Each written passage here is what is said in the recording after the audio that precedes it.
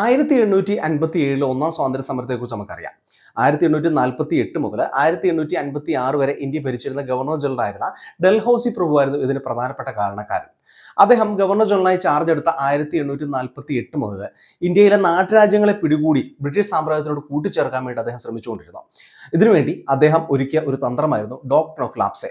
ഇതനുസരിച്ച് ഈ ഇന്ത്യയിൽ ബ്രിട്ടീഷ് സാമ്രാജ്യവുമായി സഖ്യത്തിലിരിക്കുന്ന ഹിന്ദു രാജാക്കന്മാർക്ക് സ്വന്തമായി മക്കളില്ലെങ്കിൽ അവർ ദത്തുപുത്രന്മാർക്ക് അധികാരം കൈമാറാൻ വേണ്ടി കഴിയില്ല. പകരം ആ രാജ്യം ബ്രിട്ടീഷ് സാമ്രാജ്യത്തിനോട് കൂട്ടിച്ചേർക്കപ്പെടും. ഇതനുസരിച്ച് 1848 സത്താറ എന്ന രാജ്യം ബ്രിട്ടീഷ് സാമ്രാജ്യത്തോട് കൂട്ടിച്ചേർക്കപ്പെട്ടു. 1849 ജയ്പൂറും സംബൽപൂറും കൂട്ടിച്ചേർക്കപ്പെട്ടു. 1850 ഭഗതും 1852 ഉദയ്പൂറും 1853 ഝാൻസിയും 1854 നാഗ്പൂർ എന്ന് പറയുന്ന രാജ്യവും ഇതുപോലെ ബ്രിട്ടീഷ് സാമ്രാജ്യത്തോട് കൂട്ടിച്ചേർക്കപ്പെടുകയാണ് ചെയ്തത്. ഇനി ഇതൊന്നും പോരാതെ ഈ നാട്ടുരാജ്യങ്ങളെ ബ്രിട്ടീഷ് സാമ്രാജ്യത്തോട് കൂട്ടിച്ചേർക്കാൻ വേണ്ടി അദ്ദേഹം രണ്ട് പ്രധാനപ്പെട്ട യുദ്ധങ്ങളും ചെയ്തു. 1849 രണ്ടാം ആംഗ്ലോ സിഖ് യുദ്ധം നടത്തിക്കൊണ്ട് പഞ്ചാബ് എന്ന് പറയുന്ന രാജ്യത്തെ ബ്രിട്ടീഷ് സാമ്രാജ്യത്തോട് കൂട്ടിച്ചേർത്തു. 1852 രണ്ടാം ആംഗ്ലോ ബർമീസ് വാർ നടത്തിക്കൊണ്ട് പെഗു എന്ന നാട്ടുരാജ്യത്തെയും ബ്രിട്ടീഷ് സാമ്രാജ്യത്തോട് കൂട്ടിച്ചേർത്തു. ഇനി ഇത് കാര്യങ്ങളൊന്നും നടക്കാതെ വന്ന ഒരു സ്ഥലമായിരുന്നു അവാധ്, ഇന്നത്തെ ഉത്തർപ്രദേശ് റീജിയൻ ആണ്.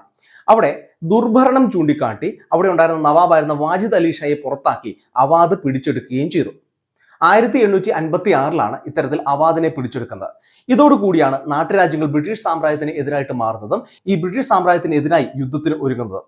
ഇതാണ് ഒന്നാം സ്വാതന്ത്ര്യ സമരത്തിന്റെ ഏറ്റവും പ്രധാനപ്പെട്ട പശ്ചാത്തലം എന്ന് പറയുന്നത്.